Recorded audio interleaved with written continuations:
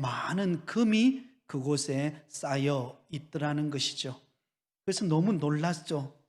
왜 이 두 강부가 이처럼 많은 금을 가지고 이렇게 오지에 오두막에서 죽어야만 했을까? 그런 의문을 갖게 된 것입니다. 그런데 그 지역의 사정에 대해서 해박한 한 단원이 다음과 같은 결론을 내리게 되었다는 것입니다. 이들은 금을 캐는데 너무 정신이 팔려서 이쪽 지방이 다른 지역방보다도 훨씬 더 일찍 겨울이 온다라는 사실을 잊고 있었다라는 것입니다. 그래서 이들은 적당하게 금을 캐고 겨울이 오기 전에 빨리 그곳을 떠나야만 했었는데 계속 쏟아지는 금을 발견하면서 그게 정신이 다 팔려버린 것이죠. 그래서 엄청난 눈보라가 몰아침에도 불구하고 그들은 금을 캐는데 정신이 팔려서 점점 식량도 줄어들고 결국은 바닥이 나서 그들은 금은 많이 캤지만 그러나 그 금은 그들에게 아무런 도움을 주지 못하고 결국은 그들이 그곳에서 싸늘한 시체가 되어버리고 말았다는 것입니다. 무엇을 이야기하고 있습니까? 절제되지 않는 인간의 욕심과 탐욕의 결과가 파멸이라는 것을 보여주고 있습니다.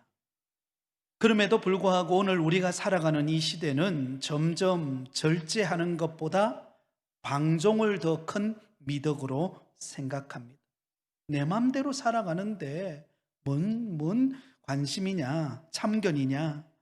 그리고는 자신의 욕망과 욕심과 본능과 감정에 이끌려서 살아가고 있다라는 것입니다. 그러나 성경이 우리에게 가르쳐 주는 것은 방종과 방탕이 아닌 절제와 자기 통제력을 지닌 절제야말로 인간에게 어떤 면에는 가장 필요한 덕목임을 말씀하고 있습니다. 여러분, 세계적으로 유명한 도로, 시속 제한이 없는 도로가 있죠? 독일의 아우토반이라고 하는 곳이 있습니다. 이곳에 가면 속도를 제한할 필요가 없습니다. 자기 마음껏 자동차를 악셀러를 밟아도 마음껏 달릴 수가 있습니다. 그런데 마음껏 달릴 수 있다는 이점이 있지만 여러분, 그것이 남용됨으로 인하여 끝없는 사고가 발생하고 있다라는 것입니다. 오늘 우리가 읽었던 본문의 사도 바울은 성령의 9가지 열매 중에 마지막 열매, 절제의 열매를 언급하고 있습니다. 이 절제라고 하는 것은 헬라어로는 앵크라이데이아라는 말인데요, 억제, 참을성, 자제력이라는 의미를 가지고 있습니다. 그래서 이 절제에 대하여 소크라테스는 윤리학에서 중요한 덕목의 하나로 소개하고 있고, 플라톤은 감각적 충동에 대한 통제력이라는 의미로 사용하기도 했습니다. 그런데 여러분, 우리가 생각하는, 우리가 알고 있는 이 절제라는 말은 단순히 어떤 일을 하지 않는 것, 단절시키는 것이라고 생각하기가 쉽습니다. 그 예로 예수님 당대에 유대교에는 여러 종파가 있었는데요, 그 중에 하나가 에세네파라고 하는 종파가 있었습니다. 이 에세네파라고 하는 종파는 그 당시 화려한 도시 예루살렘을 중심으로 한 바리새파와 사두개파들이 종교와 정치를 이용해서 자신의 권력과 탐욕을 누리는 것을 보고 환멸을 느낀 겁니다. 그래서 그들이 그 근처 사막지대인 쿰난이라고 하는 곳으로 집단적으로 이동을 해서 그곳에서 언둔 생활을 했던 무리들이 바로 에세네파입니다. 여러분, 이들은 모든 쾌락을 악으로 간주하고 모든 인간의 욕구에 대한 극단적인 자제와 단절만이 미덕이다라고 그렇게 생각을 했던 사람들입니다. 그러나 여러분, 이것은 그리스도인이 따라야 하는 절제의 모습은 다가 아닙니다. 보지 않고 먹지 않고 접하지 않고 모든 것을 다 닫아버리고 차단해버리는 것, 그것을 절제라고 성경은 말하고 있지 않습니다. 그래서 한 신학자는 이 절제와 관련하여서 훌륭한 성도란 어떤 일을 하지 아니함으로써가 아니라 어떤 일을 함으로써 우리는 하나님의 기대를 만족시켜 드리는 자라고 말하기도 했습니다. 여러분, 성경에 보면 아무 일도 하지 않은 사람이 있죠? 바로 그 사람이 한 달란트 받았던 사람입니다.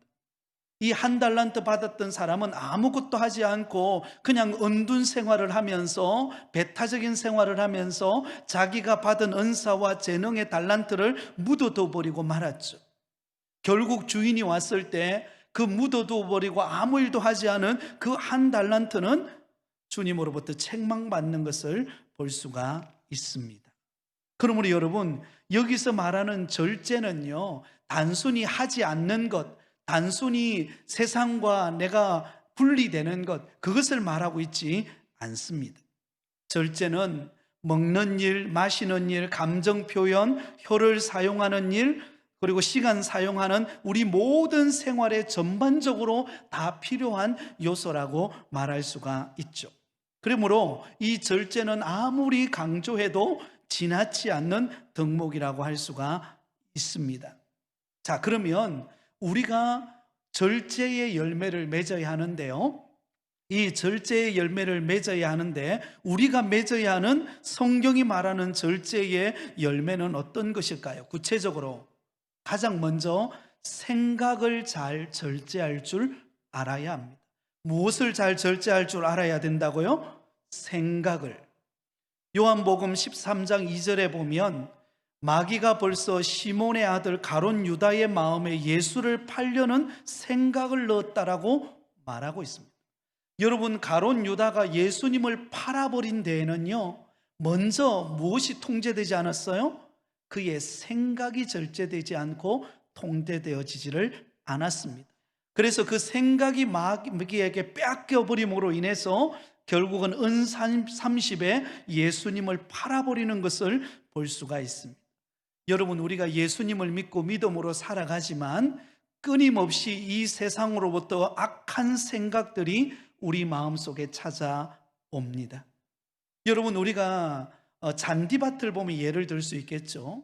그렇게 예쁘게 단장해 놓은 잔디밭이요, 한 며칠만 지나면 여러분, 그 잔디밭에서 온갖 풀들이 자라고, 또 이 잔디가 얼마나 쑥쑥 자라는지요, 그것을 잘 통제하고 절제해 주지 않으면 그렇게 아름답고 정돈된 그 잔디밭이 나중에는 숲풀로 바뀌어 버리는 것을 볼 수가 있습니다. 마찬가지로 우리 그리스도인들의 생각 속에도 끊임없는 악한 생각, 불의한 생각, 교만한 생각, 추한 생각들이 우리 안에 밀려 들어온다라는 것입니다. 그러므로 이것을 우리는 잘 절제하고 다스릴 줄 알아야 합니다. 야고보서 4장 7절 말씀에 마귀를 대적하라, 그리하면 너희를 피하리라. 여러분, 마귀는 우리의 생각 속에다가 추하고 더럽고 하나님이 기뻐하지 않는 생각들을 우리 마음에 막 심어놓고 떠나가 버리는 것을 볼 수가 있습니다. 그래서 가룟 유다는 그 마음속에 찾아온 마귀가 주는 생각에 사로잡히고 그것을 통제하지 않음으로 인하여서 결국은 예수님을 팔아버리는 어리석은 인생이 되어버리고 말았습니다. 로마서 12장 3절에 마땅히 생각할 그 이상의 생각을 품지 말고 오직 하나님께서 각 사람에게 나누어 주신 믿음의 분량대로 지혜롭게 생각하라. 여러분, 우리의 생각 속에 들어오는 온갖 죄악된 생각, 불의한 생각을 다스릴 수 있기를 바랍니다. 근데 여러분, 그것이 내 마음대로 안 됩니다. 내가 그것을 없애야지 한다고 없애지는 것 아니라는 겁니다. 하나님의 영혼의 양식인 말씀을 먹어야만이 그 말씀이 내 생각을 통제하고 다스리는 은혜가 임하게 되는 것입니다. 그래서 여러분들, 말씀이 나를 사로잡을 수 있도록 날마다 말씀 속에서 내 영혼을 통제하는 은혜가 있기를 바랍니다. 자, 다음은 말을 잘 절제할 줄 알아야 합니다. 왜냐하면 우리가 하는 말이 상황을 만들기 때문입니다. 어떤 부부가 있었다고 합니다. 이 부부가 시골 여행을 하다가 너무나 저렴한 여관에 들어가게 된 것입니다. 그 저렴한 여관의 문을 열고 방에 들어가 보았더니 너무 지저분한 거예요. 마치 돼지우리와 같았던 거예요. 그래서 그 여관 주인에게 물었습니다. 이 돼지우리는 하루에 얼마쯤 하나요? 그러자 그 여관 주인이 그들에게 이렇게 대답했다고 합니다. 한 마리에 2만 원이고 두 마리에 3만 원입니다. 여러분, 가는 말이 고와야 오는 말이 곱죠. 여러분, 우리의 입술의 말은 어떤가요? 우리의 입술의 말은 잘 절제되어지고 있다고 생각하십니까?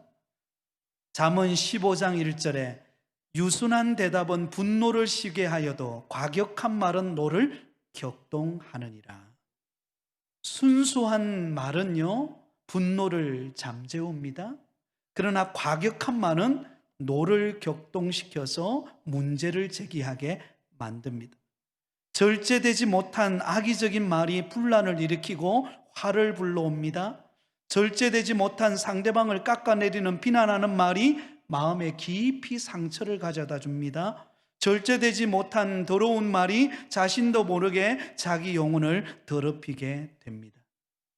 잠언 25장 11절에 경우에 합당한 말은 아로새긴 은쟁반의 금사관이라. 경우에 합당한 말을 하는 것이 아로새긴 은쟁반의 금사과와 같이 너무나 은혜가 되고 달콤하다라는 것입니다. 경우에 합당한 말, 그 말은 은혜로운 말, 덕이 되는 말, 다른 사람을 세우는 말인 것을 볼 수가 있습니다. 사실 여러분, 우리가 살아가다 보면 이 말 때문에 우리는 서로 간에 상처를 입고 말 때문에 서로 관계가 깨어지는 경우들이 너무나 많습니다. 그러므로 이 말을 통제하고 다스리는 것 너무나 중요합니다.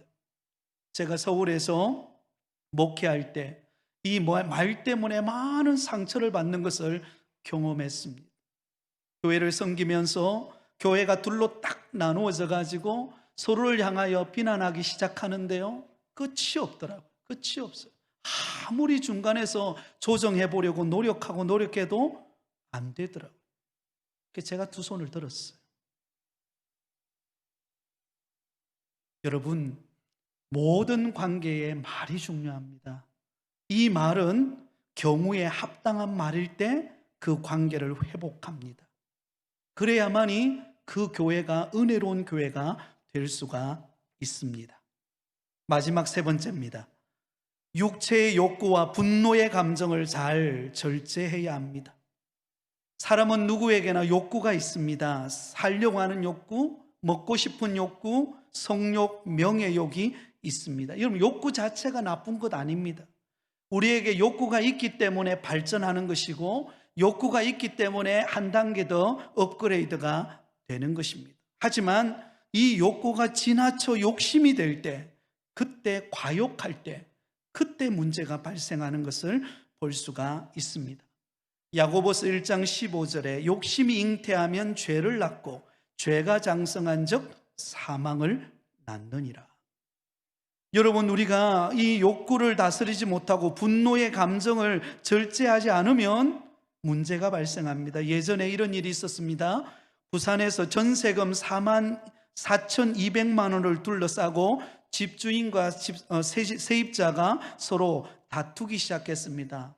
그래서 옥신각신 하다가 나중에는 그 감정이 북받쳐 가지고 견디지 못해 가지고 서로를 죽이는 사건이 발생을 하게 되었습니다.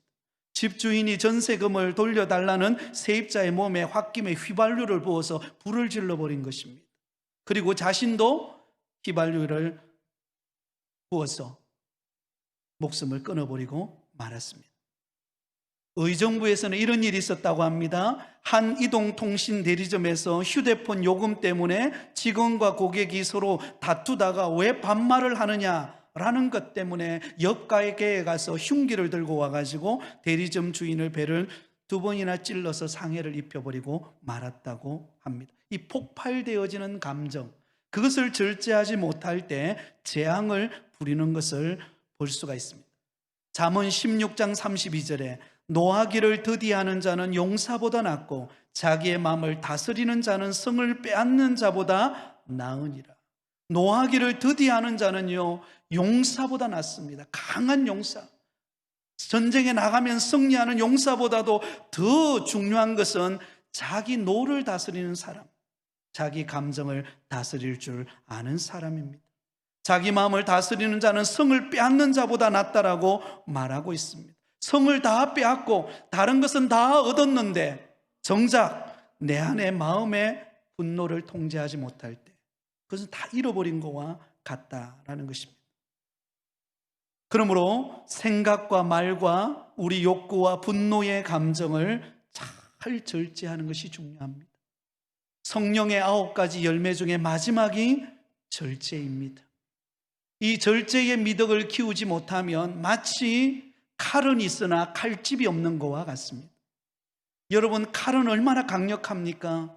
칼은요, 전쟁에서도 승리할 수 있게 만들고요, 음식을 만들 때도 칼이 있으면 요리를 하는데 큰 역할을 감당합니다. 그러나 그 칼이 칼집에 꽂혀 있지 않다면, 칼집이라고 하는 절제된 그 속에 들어가 있지 않다면 그것은 멀지 않아 남을 찌르고 파괴시키고 상처 주는 결과를 가져갈 수밖에 없습니다.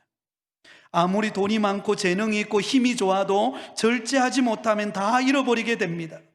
구약 성경의 그 대표적인 사람이 삼손입니다. 우리가 잘 아는 이 삼손은 여러분, 하나님 앞에 구별된 나실인으로 태어났습니다. 하나님이 특별히 태어나기 전부터 나실인으로 구별하여서 앞으로 장차 자기 민족을 구원해야 될 위대한 인물로 하나님께서 선택하시고 그를 키워갔습니다. 그에게는 여러분 힘이 얼마나 능한지요, 그는 여러분 웬만한 특배 하나를 가지고요 수많은 맹수들을 잡아낼 만한 능력을 가지고 있었습니다. 그러나 이 삼손은 자기 육신의 정욕을 절제하지 못하여 블레셋 기생 들릴라에 사로잡혀서 그의 인생이 파괴되어져 버리고 말았습니다. 결국은 그는 두 눈이 뽑히고 블레셋 사람들의 맷돌을 돌리는 노예 신세가 되어버리는 것을 볼 수가 있습니다. 절제하지 못한 결과입니다. 절제는 각종 하나님의 은혜를 담는 그릇의 역할을 감당합니다. 받은 축복도 절제의 열매를 맺지 못하면 관리가 되지 않아서 얼마 지나지 않아서 다 잃어버리고 말아버립니다. 그러므로 여러분, 우리 성도들의 삶에 있어서 이 절제의 열매는 너무나 중요합니다. 어떤 면을 보면 쉽게 여겨버리기 쉬운데 이 절제는요, 우리를 살리는 능력입니다.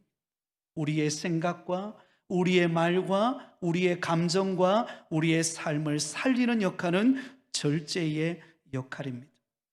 무엇보다도 절제의 미가 가장 잘 표현되어진 곳은 예수 그리스도의 십자가입니다. 예수님께서 십자가를 지실 때에 모든 사람들은 조롱했습니다.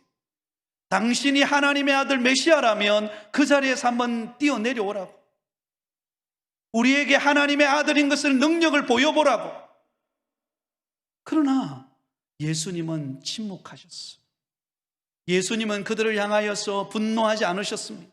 예수님은 그들을 향하여서 십자가를 집어 던져버리고 내려와서 그들을 향하여서 멸시하지 않았습니다. 그러고는 예수님이 친히 십자가에서 자기 생명을 내어놓으셨습니다. 그리고는 다 이루었다라고 말씀하시고 절제의 결과를 보여주셨습니다. 그것이 바로 구원이요, 그것이 바로 부활이요, 그것이 바로 승리입니다. 사랑하는 성도 여러분, 믿음 생활의 성공의 비결은 절제에 있습니다. 여러분, 생각과 말과 감정과 행동이 절제되기를 예수님의 이름으로 축원드립니다.